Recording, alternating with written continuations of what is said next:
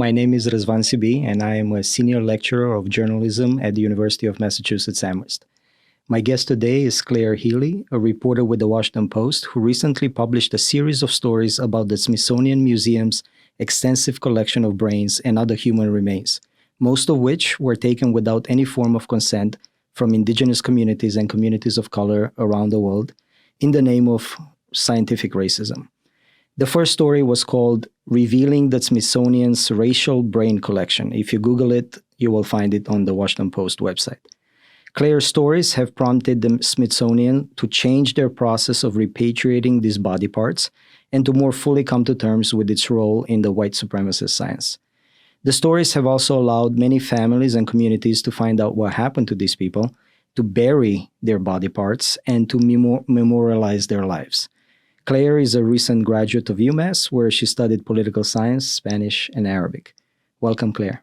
Thank you so much. Yeah, I'm so excited to be here. I studied at UMass Amherst, graduated in 2021, and then moved to DC to look for journalism work and came across this story while I was freelancing, actually, and found it on Instagram. I came across a post on Instagram that showed this activist in St. Louis was marking the unmarked graves of Filipinos who died at the 1904 World's Fair. And I thought that was by itself incredibly compelling to document this history. And she wanted to put headstones on each of their graves. And I knew nothing about it. And so I reached out to her, hoping to profile her and her work and the history of the Filipinos who died there. And she told me, or sent me a document showing that 4 of them had their brains removed and sent to the Smithsonian, and she believed they were still there, and she wanted them buried with their bodies. And that took me completely by surprise. I mean, it wasn't what I had expected when I reached out to her, and I think most people don't really know the Smithsonian has so many body parts, and when they think of museums and think of even universities wouldn't expect that they have actually thousands, sometimes tens of thousands of body parts of human remains from all over the world. And so I, 2 months later, was hired by the Washington Post as a copy aide and began to pitch the story relentlessly to my wonderful editors who picked it up. And I reached out to the Smithsonian and did an interview with the Department of Anthropology and told them I had found a 1913 article that said the Smithsonian had over 200 brains. And it was their physical anthropologist, Alice Herdlichka, bragging about this collection and saying it's open for research. And so I asked them, how many brains do you have? I read you have over 200. And they said, we don't think we have that many, but I'd be happy to check for you. And they sent me back a spreadsheet of over 250 human brains that they had in storage. And some of them had been cremated, and they had minimal information about the brains in the spreadsheet they sent me, and little information about who these people were.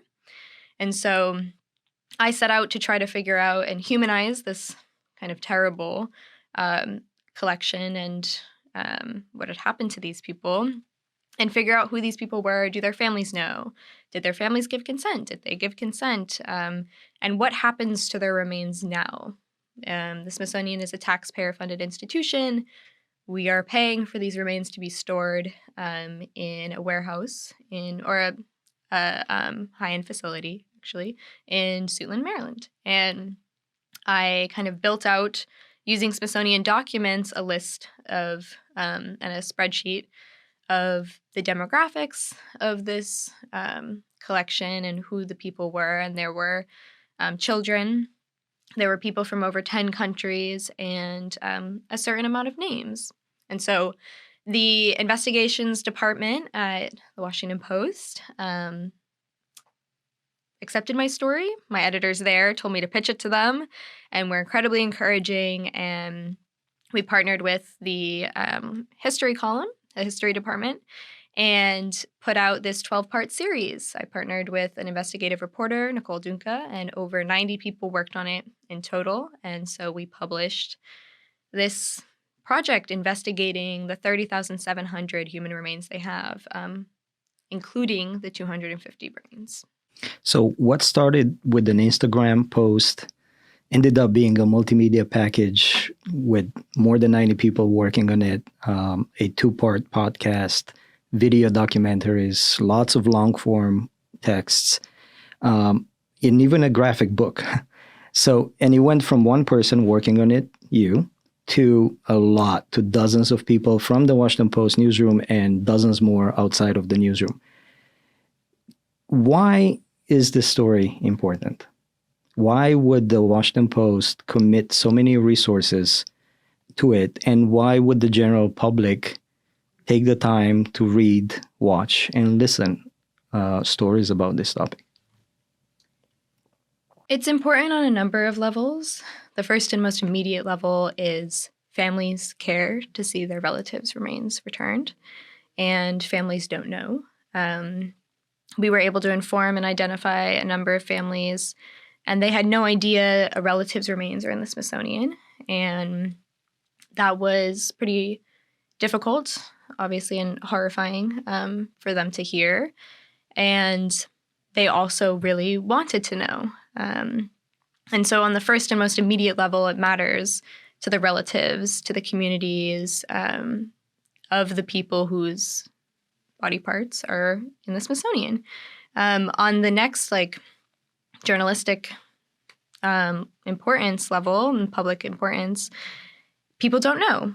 The Smithsonian isn't obligated to publish, to publicize the information about the 30,700 human remains they have. And so people don't know that, one of the foremost research institutions in the world, the National Research Institution, National Museum, has these remains, and they may be the remains of your relative. And so immediately that's, my editors, that was what was incredibly important to them, is we have a responsibility to the public to share responsibly the information that we have found and let them know. And so we set out to try to figure out the most sensitive, appropriate way to do that. And then, within that too, the scope of this was also very important to all of us, that the remains come from over 80 countries. They span a century of collecting. And again, people don't really know that this was really an industrial effort.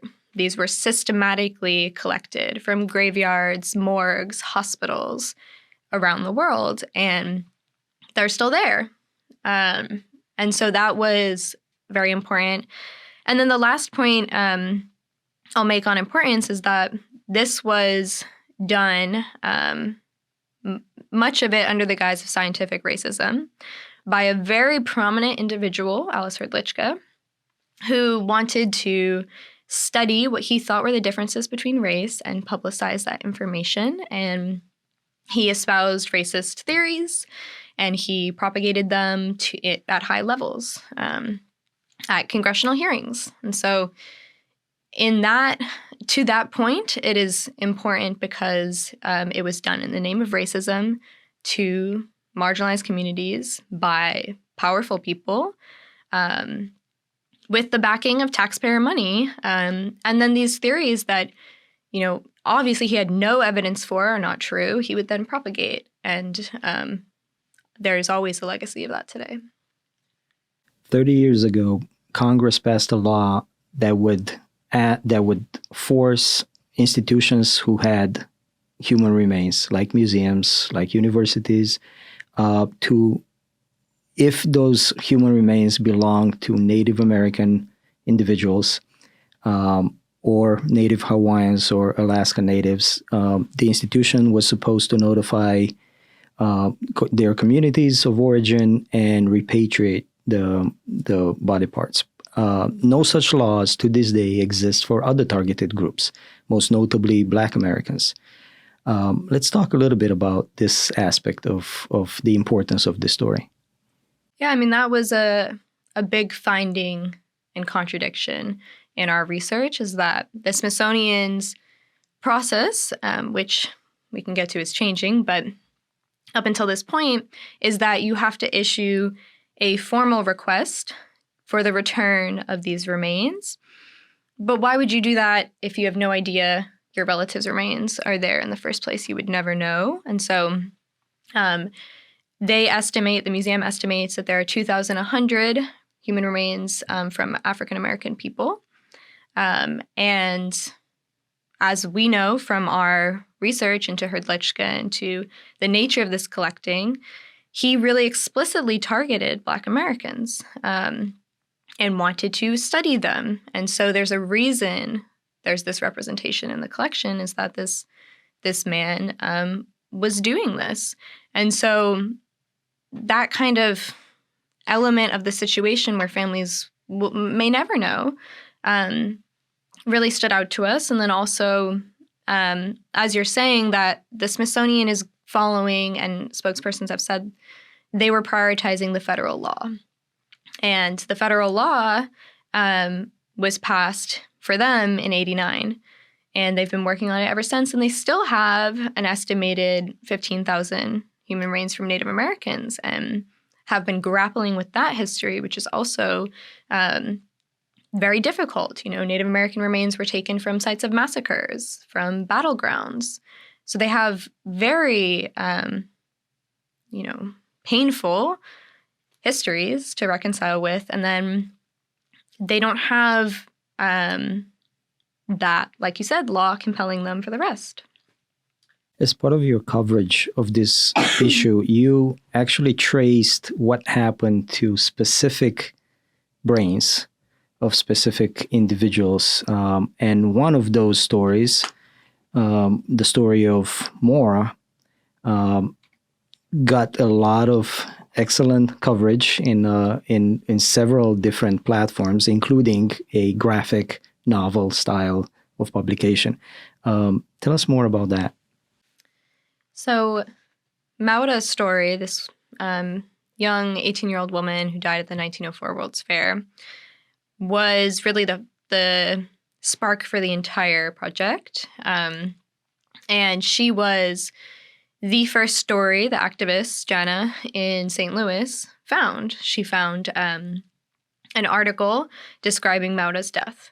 And that sparked her whole project and her whole work. And then she found the brains, and then she kept going. And so Jana believes that one of the brains from the 1904 World's Fair came from this young woman who died because she was the only person to die from this one community. And all of our research supports that conclusion, but it is an open question, because the cerebellum that was taken, that was likely Maura's, and our research points to that, was cremated. There is nothing left. And so we wanted to tell the story of the indigenous Filipinos at the 1904 World's Fair, their experience, and then also how this happened, that indigenous people from the Philippines were brought to the U.S., put on display. Some of them died, and then after they died, a incredibly prominent anthropologist from the Smithsonian took their brains without any semblance, as far as we can tell, any record or evidence of consent, or even familial knowledge. So those layers of being brought here in a human zoo, put on a display, you die in these tragic circumstances, and then this happens to your body, were a lot of information that people didn't know about. A lot of people don't know about the 1904 World's Fair to begin with, let alone that the head of physical anthropology at the Smithsonian was taking body parts from this setting. And so Maura's story was something we could investigate and look into, because she was one of the deaths at the fair that was covered most extensively by the newspapers. And so the newspapers in St. Louis exotified the traditions of her family and the way they wanted to commemorate her death. And so they followed them to the morgue and reported on the family going to the morgue or the funeral home. And they wrote about her death. They wrote about in detail the scene where the fair coordinator comes and tells her likely relatives that she had died. So we had information of this kind of play-by-play of around her death and documents. We had her death certificate. And so we wanted to move back from there. You know, was it her brain that was taken? And what can we find out about this woman? And we set out to do that as much as possible.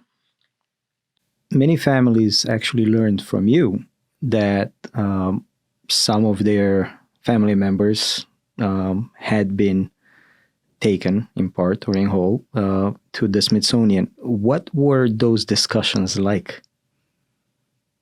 Yeah, I mean, it's very difficult and weird news to receive. And everyone reacts differently.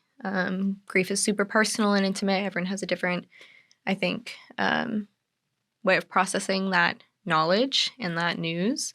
We were advised by experts and discussed among ourselves the best ways to approach and inform families, because it is hard to hear from a stranger, let alone, you know, a reporter. And so we tried to go through local community. That's what we were advised by an expert, saying that that's really the best, most ethical way for people to receive this kind of news is through a community that is then also immediately there for them, if that exists. And so in the case of Mary Sarah, we went through the North American Sami Cultural Center, which was also just journalistically, I think, the best way to do it, because they already knew the family. They already had the resources, they had the knowledge, and they gave us resources to kind of move forward. And immediately they were like, oh, I think you're talking about this family. And so they put us in touch. And with Mary Sarah's family, she was a young Sami woman who died in Seattle of tuberculosis, and her closest living relative is her first cousin. And so when we reached out to them, we didn't know how much they would know about her. She died in 1933. And what we would find out, and on the interview, you know, the cousin we were talking to, Martha Sarah Jack, already had a framed photo of Mary in her house because her mother was best friends with Mary. And that was just such a moving experience, because we had been looking for this young woman, and all of a sudden there she is, and that's what she looks like. And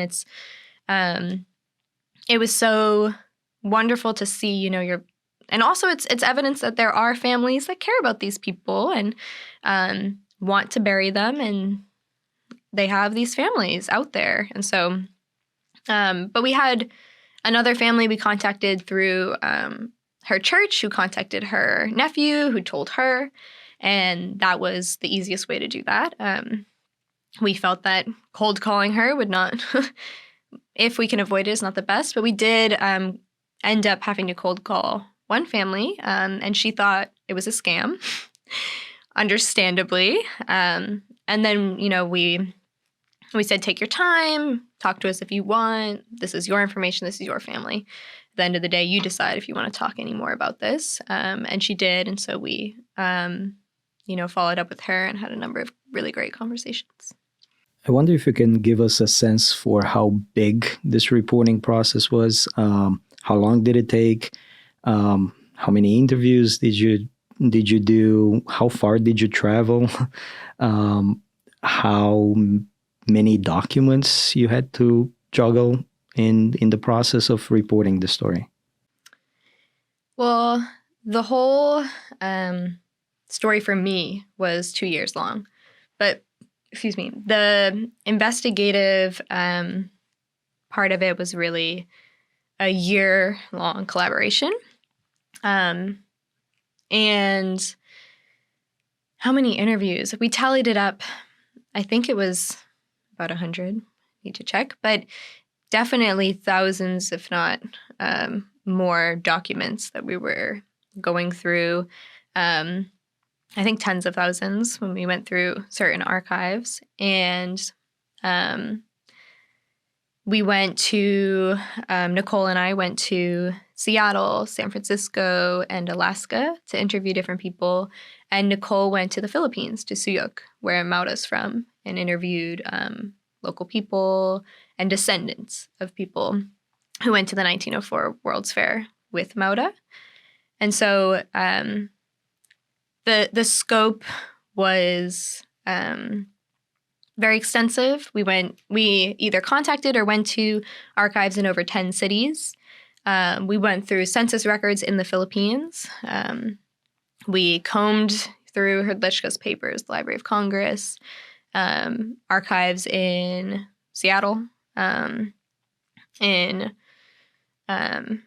all over the place. And yeah, it was because these remains come from over 80 countries. The scope of this collection is very large, and trying to get in touch with different people was an effort. So you're looking through thousands of documents, birth certificates, death certificates, notices from institutions like museums, churches, schools, governments. How do you fact check this stuff? Well, we used a system devised by some of my brilliant podcast colleagues, the audio team at the Post, of fact-checking line by line in a spreadsheet. So in a story like this, of this scale, there was, so much to fact-check, so many different pieces. And then also just fact-checking, logistically was difficult because this happened 100 years ago. No one's alive that we can ask. And historical documents aren't really reliable. Sometimes they contradict each other. And so we had to have conversations, do we need to hedge this? Can we say this? What is most accurate and true to the evidence that we have? And so we went line by line, and both of us, Nicole and I, had those conversations with our editors, and then also put line by line where we found each fact so that we can make sure, we had that evidence for what we were saying. So the descendants of these individuals usually don't have a clue that their family members' body parts are with the Smithsonian. The Smithsonian doesn't publish a database of what they have. The current policy is that people can request the repatriation of body parts, but for that they would need to know about it. How did you address this question? So my colleague, one of the investigative reporters at the Post, investigative data reporter Andrew Tran, spearheaded the idea to publish a database. We had a previously unreleased spreadsheet of all 30,700 remains that they have, and we had a number of conversations about what is our obligation to get this to the public? How can we do that in the most sensitive, thoughtful way for people's different beliefs around death, different concerns about privacy. And so he put together this searchable database by keyword of what we had and the information we had. And a journalist actually found her great-great-grandfather in our database by searching his name. When you covered Maura's story, you chose to do it through a relatively novel platform, which is as an illustrated long story, as an illustrated graphic novel. Why that choice, and how did it get implemented? So when we were starting the project, that decision was spearheaded or initiated by Hannah Good and Jenna Pirog. Hannah Good is the comics editor at the Post at the time, and she has been working on, this platform, this medium of comics journalism, illustrated reporting. And we all decided as a group, through talking with her, that this was one of the best ways, if not the best way, we could tell this story, because there's so much we don't know about Maura, about the 1904 World's Fair. We don't know what she looked like. We don't know who her family was. These are questions we haven't been able to answer. And in an illustrated reporting format, we can lay that all out for a reader, the nuances, the different parts of her story, the journey that she took. And we're also able to kind of flip the historical narrative that we have from these original documents and newspapers that were racist and biased, and try to tell this story alongside the Filipinos that were brought here and Maura herself, and show the whole journey, how she was on a boat and then a train, a boat from the Philippines to Tacoma, a train to St. Louis, and the circumstances leading up to her catching pneumonia and dying in St. Louis. And then we partnered with Ren Galeno, a artist who's based in the Philippines, and so she co-authored it with us, and she had the idea to kind of flip these historical photos in her illustrations and put the reader with Maura and the other Filipinos in the image. So you're seeing what they see, which is also the fairgoers staring at them and the camera. You're not, seeing the actual photos, which is just them. You're kind of seeing the whole context, and that's something only illustrated reporting can do. Mm-hmm.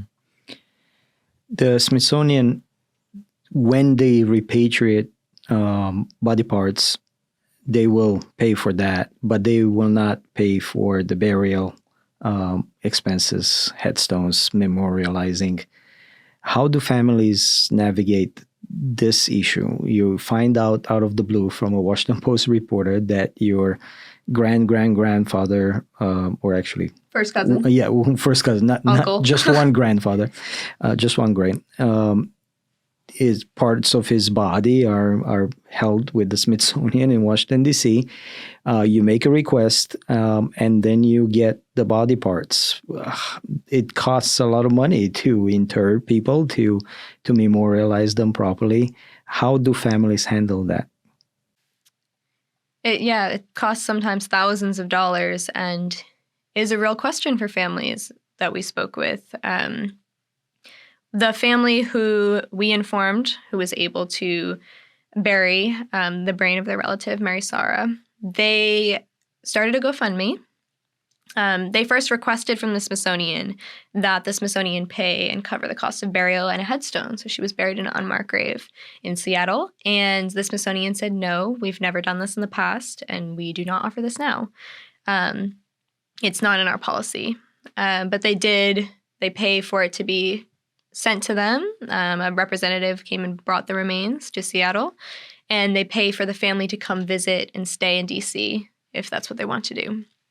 And so her family started a GoFundMe, but they didn't have to go through with it because their community actually stepped in to support them. And so their local tribe stepped in and said, we are going to cover the cost of burial because they're members and citizens, and they said, we will cover the cost of interring the brain. And then they were still raising money for the headstone when we went to the service in September. And at the end of the service, the manager of the cemetery came up to Martha Sarah Jack, Mary's first cousin, and said, I spoke with my boss, who runs the cemetery. He was so moved by the story and by your family's story that we're going to cover the costs of the headstone ourselves and place it. And so they didn't have to pay because the community stepped up, but otherwise they would have had to pay thousands of dollars. In an interview with you, the secretary of the Smithsonian offered apologies to these communities and said that he would like the Smithsonian to be at the forefront of this initiative for museums around the world to do the right thing in this respect. Where are we now with this effort? And in general, are we at the beginning of an effort to come to terms with the practices of museums around the world? Or are we somewhere midway? Because for sure, we're not at the end of the effort. There's much that needs to be done. In the arc of time, is your reporting and what the Smithsonian doing now just the beginning?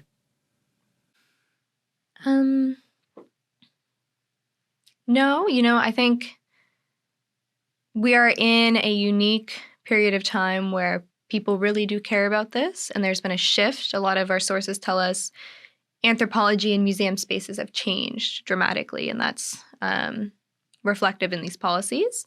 But all of this really started with legislation in the 90s. So we're not at the beginning, we're 30 years in, and this shift is happening now. And what impact it'll have, like ProPublica's reporting has already revealed a lot about NAGPRA. And then with the Smithsonian has released recommendations from a task force that Secretary Lonnie Bunch convened to look into the human remains they have and what to do about them. And so the task force came out with its recommendations about a month ago. They sent them to Secretary Bunch in January. And those recommendations were that the Smithsonian return or offer to return as fast as possible the remains they have collected unethically, and all of the remains.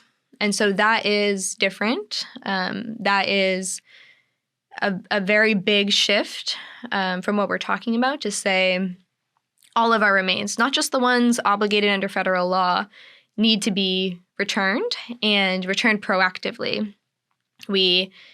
Like we've been talking about, we can't wait for families because they don't know. And so the task force has said that they need to identify lineal descendants. If they can't do that, they need to identify descendant communities. And if they can't do that, they need to bury them or find a way to memorialize and address the remains respectfully.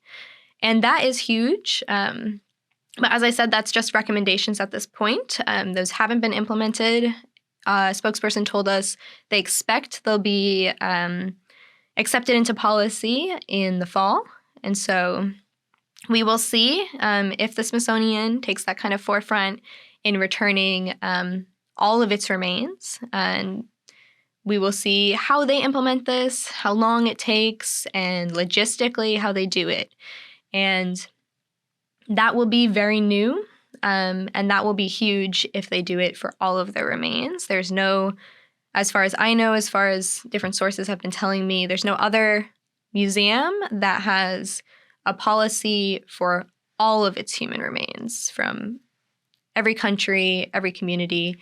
And that seems to be where we're moving, and also shifting into recognizing descendant communities, not just lineal descendants, federally recognized tribes, but communities of care that can receive these remains is a shift in this field and a shift in museum policy.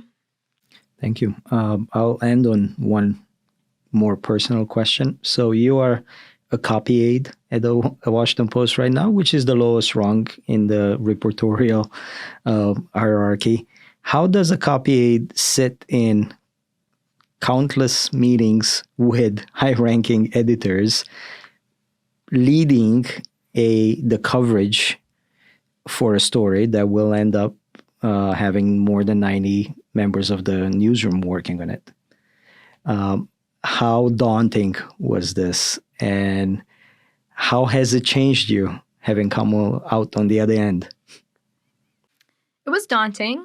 I think for anyone in any field, it is daunting to sit in a room and you have less experience than anyone else, and be asked questions and be asked to speak with authority and be completely accurate about what you're presenting.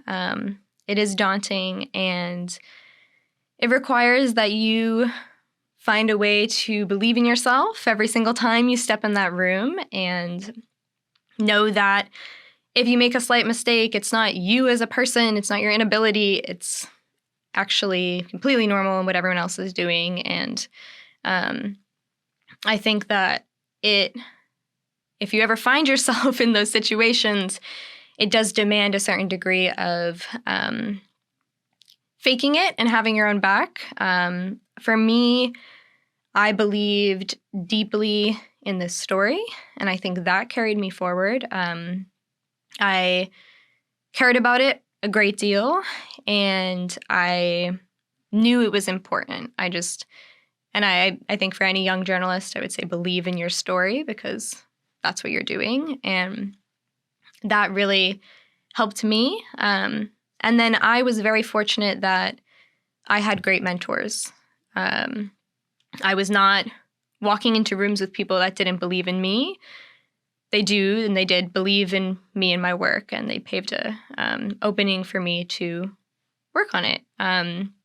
So finding those mentors in a room who will take you seriously is also very important, and encourage you and your work. That's great. Congratulations on the story, and thank you so much for talking to us today. Thank you so much for having me.